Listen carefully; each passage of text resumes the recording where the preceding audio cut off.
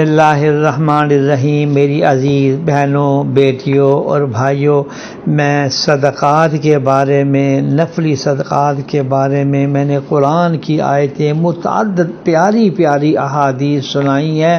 اللہ تعالی ہمیں ان پر عمل کی توفیق عطا فرمائے۔ اللہ نے اگر ہمیں توفیق عطا فرمائی ہے، رب کعبہ کی قسم، بھوکے کی مدد، جس کے پاس کپڑے نہ ہو، بیمار ہے، اس کی مدد کرنا ہے، اتنا بڑا صدقہ جاریہ ہے کہ رب العالمین اس دنیا میں جنت کی بشارت دے رہے ہیں۔ آج پہلی روایت رسول اللہ صلی اللہ علیہ وسلم سے مروی ہے کہ آپ نے کچھ مال تقسیم فرمایا۔ حضرت سعد کہتے ہیں، میں نے عرض کیا، یا رسول اللہ فلانے کو بھی دے دیجئے۔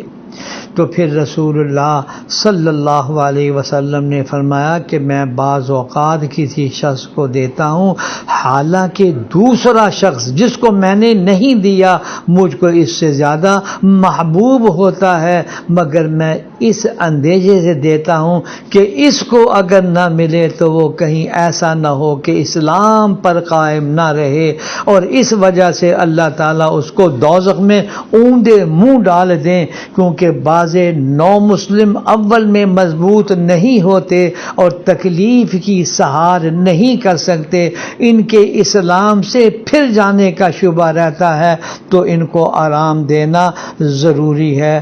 اس سے یہ روایت بھی معلوم ہوئی، یہ سبق بھی معلوم ہوا کہ نو مسلموں کی امداد کرنے اور ان کو آرام پہنچانے کی فضیلت ثابت ہوئی ہے۔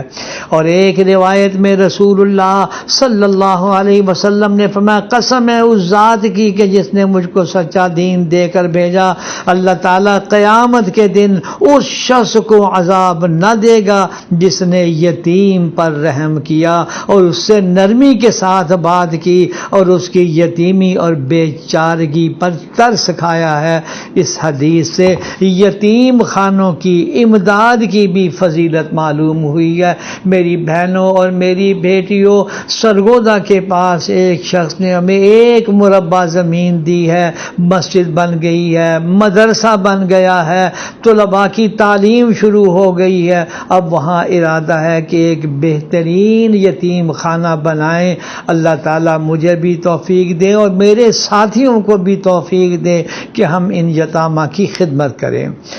اگلی آیتیں جو آ رہی ہیں اس میں آپ دیکھیں گے کہ حق جل شانہ کا یہ فرمان، تعاونوا علی البر والتقوی، ایک دوسرے کی مدد کرو نیکی اور تقوی کے کام میں۔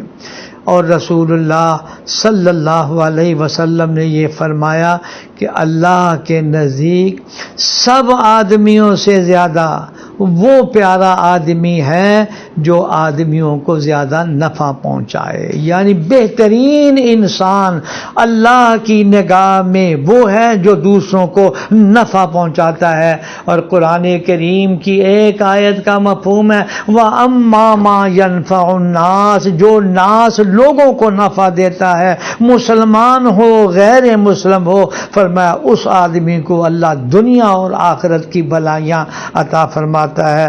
یا اللہ ہمیں اپنے فضل و کرم سے ان پر عمل کرنے کی توفیق عطا فرما، آمین یا رب العالمین۔ درس قرآن www.درسقرآن.com